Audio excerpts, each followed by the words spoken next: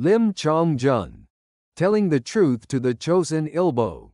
Chosun Ilbo's statement. When I saw the crisis in the Republic of Korea, I wrote an impassioned letter with a heart that was so painful that it made me vomit blood, and published an impassioned letter in full-page advertisements in the Chosun Ilbo and other newspapers 3 times. In the belief that U.S. President Trump and the Republican senators must prevent the Free Republic of Korea from becoming communist. They summoned me, an advisor to former U.S. presidents, to Washington, D.C., and asked me who among the leaders who would be the most suitable to overcome the current crisis, and promised to give my full support to such a person. I was given secret instructions to go to Korea and report on the situation to push for this, so I hurriedly went to Korea. However, when I met political leaders in Korea, they all had different thoughts. And no one listened to my opinion because they were so absorbed in their own desire for power rather than patriotism for the country. The political leader who had no choice but to meet with key U.S. Republican senators and the president to enforce political leadership contacted me and told me to come see him before returning to the U.S.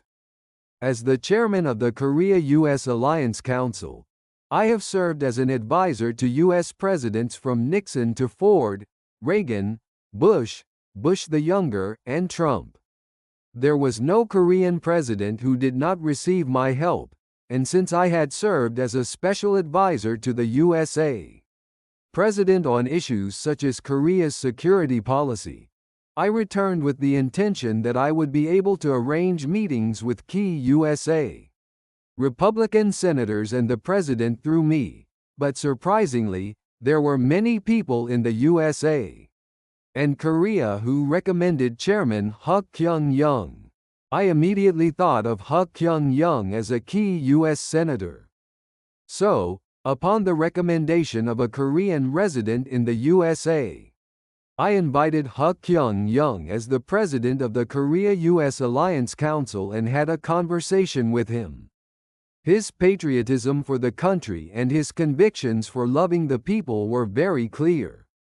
As part of the verification process, I watched H.K.Y.'s YouTube in detail, and his 6 predictions, including the impeachment of President Park Geun-Hye, were right on the mark.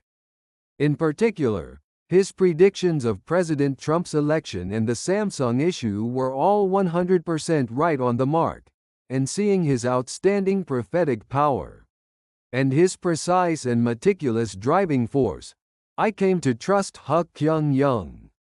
I immediately arranged for H.K.Y. to meet with several key U.S. senators and the senators themselves, and I met with Cory Gardner, the chairman of the U.S. Senate Asia-Pacific Committee, and Marco Rubio, who said that we need to go to war in February, March, and April of last year, and on May 5 of last year, around 12 o'clock. I met with H.K.Y. and U.S. President Trump in Cleveland, Ohio, and discussed solutions to the North Korean nuclear issue. But when I saw the TV report that said the photo of President H.K.Y. meeting Trump was fake, I couldn't help but be shocked by the irresponsible reporting of Korean TV. I condemn the false accusation that the real photo taken by President Trump and H.K.Y. together was fake. I will reveal the truth as I was a living witness. On July 17, 2019, Constitution Day, former USA